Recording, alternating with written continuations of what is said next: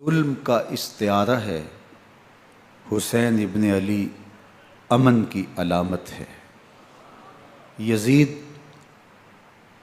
جبر کا پتلا ہے، حسین صبر کا پیکر ہے۔ یزید اپنی بدطینت فطرت اور اپنی طبع ناہموار کے باعث دنیا پر ذلت و رسوائی، ظلم، جبر، جور و زیادتی کی علامت بن کے ابھرا، اور حسین ابن علی رضی اللہ تعالی عنہ حق و صداقت کا نشان بن کے ابھرا۔ کربلا کے تپتے ہوئے ریگزار میں حسینی اور یزیدی دو کردار سامنے آتے ہیں۔ اقبال نے کہا تھا، موسیٰ و فرعون و شبیر و یزید، این دو قوت از حیات آید پدید، زندہ حق از قوت شبیری است، باطل آخر داغ حسرت میری است، سرخ رو عشق غیور از خون او، شوخی این مصرع از مضمون او، تا قیامت قطع استبداد کر، موج خون او چمن ایجاد کر۔ یزید بہدل کی بیٹی محسون کا ناپاک بیٹا تھا، اور حسین محمد عربی کی بیٹی فاطمہ کا شہزادہ تھا۔ یزید دمشق کے اطراف میں سرجون اور جریر، اختل جیسے اوباشوں کے جھرمٹ میں پل کے جوان ہوا۔ حسین کے گھر کا دروازہ مسجد نبوی کے اندر کھلتا تھا۔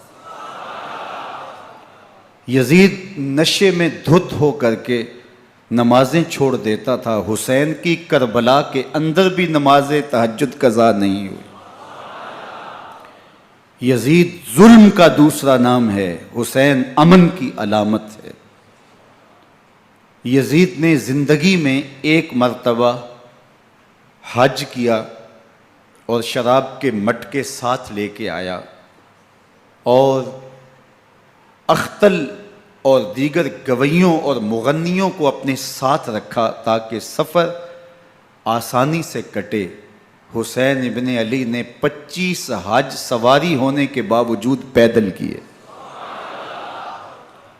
یزید حج بیت اللہ کے بعد مدینہ المنورہ آیا اور شراب کی ایک مجلس بپا کی۔ حضرت امام حسین رضی اللہ تعالی عنہ جب وہاں پہنچے تو شراب کی پھیلی ہوئی بدبو کو محسوس کرتے ہوئے فرمایا، یہ بو کیسی ہے؟ تو نشے میں دھت یزید بولا، یہ شام میں بنتی ہے، اور ایک جام منگوایا اور اس کو پیتے ہوئے دوسرا جام حضرت امام حسین رضی اللہ تعالی عنہ کی طرف بڑھاتے ہوئے کہا، ابا عبداللہ لیجئے۔ تو حضرت امام حسین رضی اللہ تعالی عنہ نے فرمایا، میں اس کی طرف دیکھتا بھی نہیں ہوں، اور پھر وہ عشقی اشعار پڑھنے لگا۔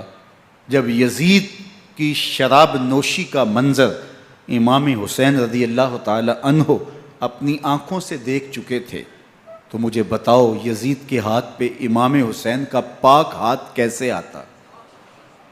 حضرت امام حسین رضی اللہ تعالی عنہ جس ماحول میں پلے تھے، جس ماحول میں پرورش پائی تھی، جس ماحول میں رہے تھے، وہ پاکیزہ اور تقدس مآب ماحول تھا۔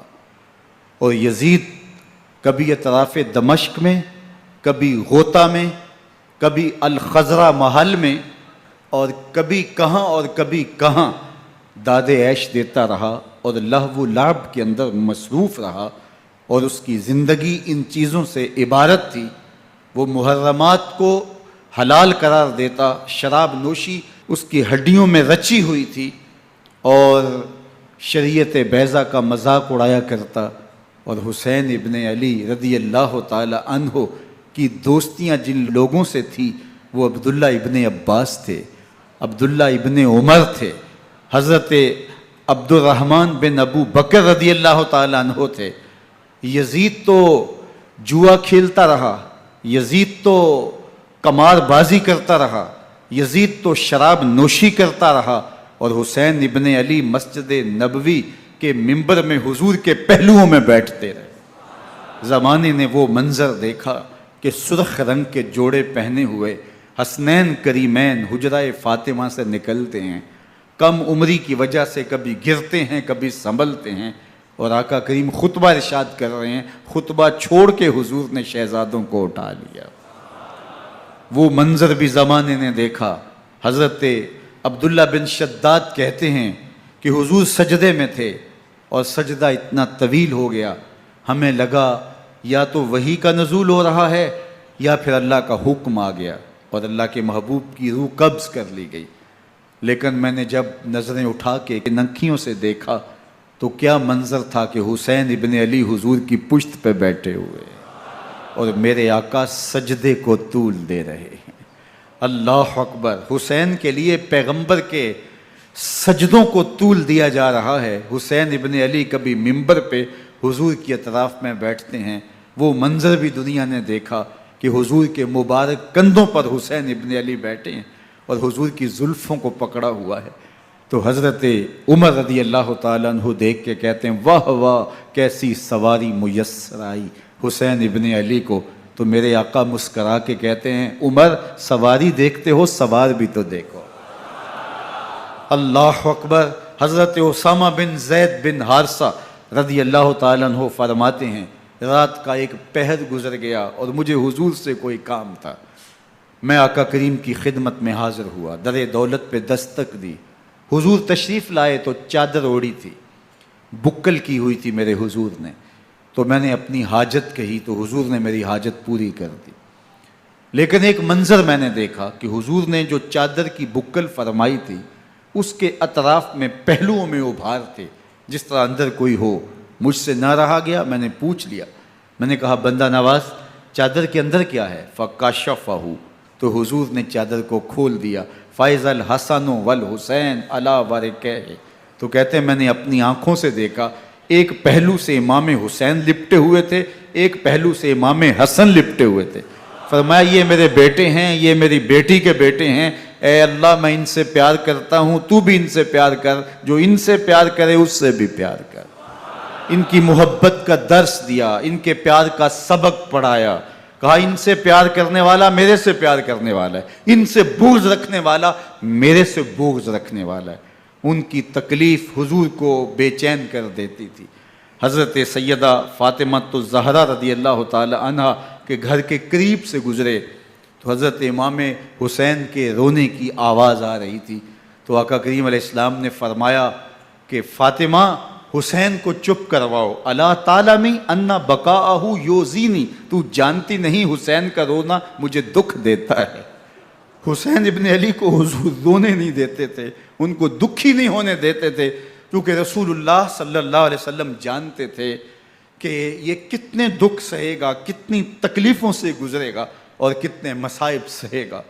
زمانے نے وہ گھڑیاں بھی دیکھیں کہ حضرت حذیفہ بن یمان رضی اللہ تعالیٰ عنہ فرماتے ہیں کہ میں حضور کی خدمت میں نماز مغرب کی ادائیگی کے لیے حاضر ہوا، اور میں نے یہ اجازت خاص طور پہ اپنی ماں سے اس شرط پہ لی تھی کہ امی آپ مجھے اجازت دیں، میں حضور کی خدمت میں حاضر ہوتا ہوں، مغرب کی نماز بھی ادا کروں گا اور پھر حضور سے عرض کروں گا حضور میرے لیے اور میری ماں کے لیے بخشش کی دعا کر دیجئے.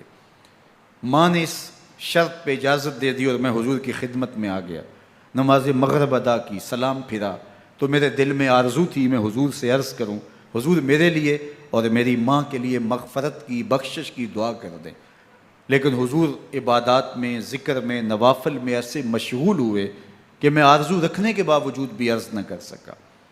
خیر نماز عشاء کا وقت ہوا، اذان پکاری گئی، حضور مصلی پہ آئے، نماز پڑھی، سلام پھرا تو میرے دل میں پھر خیال آیا کہ ماں سے ایک نماز کی چھٹی لی تھی، نمازیں بھی 2 ہو گئیں. ماں نے جاتے پوچھنا ہے حضور سے میرے لیے اور اپنے لیے مغفرت کی بخشش کی دعا کروائی تھی تو کیا جواب دوں گا. اور حضور اٹھے اور کاشانہ اقدس کی طرف چل دیے. اب میرے دل میں یہ خیال رہ کے آ رہا تھا کہ ماں کو کیا جواب دوں گا. میں تو حضور سے بخشش و مغفرت کی دعا کروا ہی نہیں سکا۔ جب حضور چل پڑے تو غیر ارادی طور پہ میں بھی حضور کے پیچھے چل پڑا۔ چلنے میں تھوڑی سی رفتار تیز ہو گئی جس سے قدموں کی آہٹ پیدا ہوئی، تو جب آواز پیدا ہوئی تو حضور نے رخ پھیرے بغیر فرمایا من ھذا، میرے پیچھے پیچھے کون آ رہا ہے؟ پھر خود ہی کہا حذیفہ تو نہیں؟ تو میرا دل دھڑک رہا تھا، قل تو نعم، میں نے کہا جی حضور میں حذیفہ ہوں۔ فرمایا ما حاجتک غفر اللہ لک ولامک، کیا کام ہے؟ اللہ تجھے بھی بخش دے، تیری ماں کو بھی بخش دے۔ اب جو کام تھا وہ جنبش لب سے پہلے ہی ہو گیا، یہاں تو لفظوں کا سہارا بھی نہیں لینا پڑتا، وہ بند لبوں کی بولیاں بھی سنتے ہیں۔ اقبال بولا ہے فروغت صبح آثار و دہور، چشم تو بی نندائے ما فی الصدور، تیری نظر تو سینوں کے چھپے راز بھی دیکھتی ہے۔ تو کہا ما حاجتوں کا غفر اللہ لک ولامک، اللہ تجھے بخش دے، تیری ماں کی بھی مغفرت کر دے، کیا کام ہے؟ اب جو کام تھا وہ تو ہو گیا۔ تو میرے حضور نے ارشاد فرمایا حذیفہ سنو، ابھی ایک فرشتہ آیا ہے جو اس سے قبل دھرتی پر پہلے کبھی نہیں آیا، آج پہلی مرتبہ اللہ سے اجازت لے کے 2 کام کرنے آیا ہے۔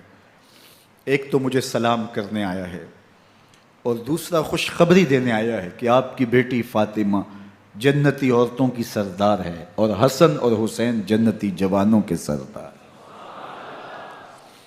ایک طرف یزید ناپاک میسون کا پلیت بیٹا اور ایک طرف محمد عربی کا نواسا، فاطمہ کے دودھ کا اثر، علی المرتضیٰ کے خون کی تاثیر، رسول اللہ صلی اللہ علیہ وسلم کے کندھوں پہ بیٹھنے والا۔ ایک دن حضور نے امام حسین رضی اللہ تعالیٰ عنہ کے ہاتھ پکڑ لیے اور ان کے پاؤں اپنے پاؤں پہ رکھے اور پھر فرمایا بیٹے آگے بڑھو، اور ان کے پاؤں حضور کی پنڈلیوں پہ آئے۔ پھر کہا بیٹے اور آگے بڑھو، حتیٰ کہ ان کے پاؤں حضور کی رانوں پہ آئے۔ پھر فرمایا بیٹا اور آگے بڑھو، تو ان کے پاؤں حضور کے مبارک بطن اقدس پہ آئے۔ پھر بازوؤں کو کھینچ کے اپنے قریب کیا اور حسین ابن علی کے منہ میں اپنی زبان رکھ دی، اور وہ اس طرح چوس رہے تھے جس طرح کھجور چوسی جاتی ہے۔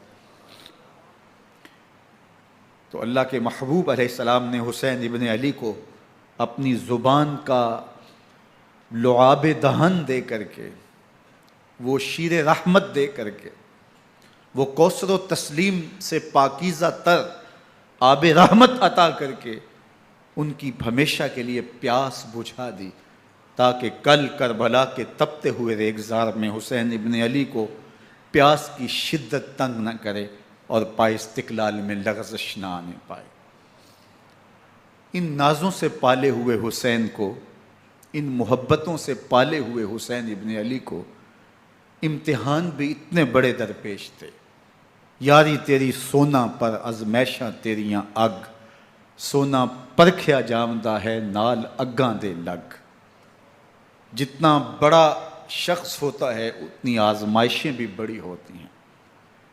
پیغمبر رحمت کی آغوش میں کھیلنے والا، حجرہ فاطمہ کا جانشین، مصلی رسول کا وارث، منبر رسول صلی اللہ علیہ وآلہ وسلم پر حضور کے مبارک پہلو اور گود میں بیٹھنے والا حسین، حضور کی زبان چوسنے والا حسین، حضور کے کندھوں پہ سواری کرنے والا حسین، آقا کریم علیہ الصلوۃ والسلام کے مبارک سجدے کی حالت کے اندر حضور کی پشت پہ کھیلنے والا حسین، جس حسین کا دروازہ مسجد نبوی کے اندر کھلتا تھا اور یزید کی کرتوتوں کے چشم دید گواہ تھے۔ یزید جب تخت نشین ہوتا ہے تو اسے یہ فکر ہوتی ہے کہ امام حسین، عبداللہ بن زبیر، عبداللہ بن عمر، عبداللہ ابن عباس یہ میری بیعت کریں، اور وہ ولید بن عقبہ کو لکھتا ہے کہ ہر صورت میں ان کی بیعت لو، اور اگر بیعت نہ دیں تو سختی کرو۔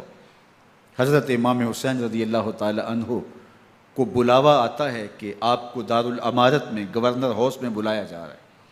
ولید بن عقبہ کا پیغام آپ کو پہنچتا ہے۔ آپ اس وقت فرماتے ہیں کہ اس وقت جو پیغام پہنچا ہے وہ کسی خطرے سے خالی نہیں ہے، تو کچھ سواروں کو ساتھ لیا، کہا تم دارالامارت کے باہر کھڑے رہنا، اگر میری آواز بلند ہوئی تو اندر آ جانا، ورنہ تم انتظار کرنا۔ آپ اندر گئے۔ ولید بن عقبہ نے مروان کو بھی بلایا تھا۔ مروان بن حکم یہ گورنر مدینہ ولید سے پہلے رہ چکا ہے، تو اس نے مشورہ دیا کہ سختی کی جائے۔ خیر ولید بن عقبہ نے کہا کہ یہ خط ہے، حضرت امیر معاویہ کا انتقال ہو گیا اور یزید تخت نشین ہوا ہے، لہٰذا وہ آپ سے بیعت کا مطالبہ کرتا ہے۔ تو حضرت امام حسین رضی اللہ تعالیٰ عنہ نے فرمایا کہ میرے جیسا شخص یوں چھپ کے بیعت نہیں کر سکتا، اور آپ واپس پلٹے۔ مروان بن حکم نے ولید بن عقبہ کو کہا کہ یہ موقع ہے جانے نہ دیا جائے، اگر یہ نکل گئے تو دوبارہ تم قابو نہیں پا سکو گے، اور انہیں یہیں قتل کر دیا جائے۔ حضرت امام حسین رضی اللہ تعالیٰ عنہ نے یہ بات سن لی۔ کہتے ہیں حضرت امام حسین انہی قدموں کے بل واپس پلٹے اور مروان بن حکم سے مخاطب ہو کے کہا، مروان کیا بول رہا ہے؟ وہ خاموش ہو گیا۔ فرمایا تو جانتا نہیں ہم کون ہیں؟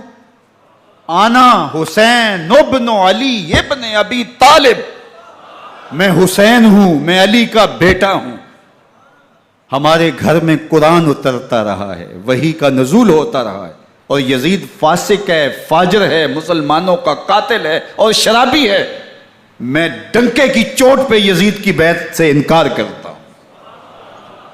بس حیدری کچھار سے محمدی شیر نکل آیا ہے۔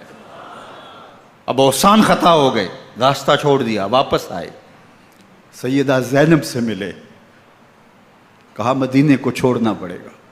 کہا بھیا کیا ہوا؟ کہا یزید بیعت لینے پہ مصر ہے اور میں کسی صورت بھی بیعت نہیں کروں گا۔ رسول اللہ کا مدینہ ہمارے خون سے لالہ زار بنے گا، میں نہیں چاہتا کہ حضور کے شہر نور کی حرمت پامال ہو۔ دوستو وہ کیسا منظر ہوگا جب حسین ابن علی نے آخری حاضری حضور کے روضے پہ دی ہوگی۔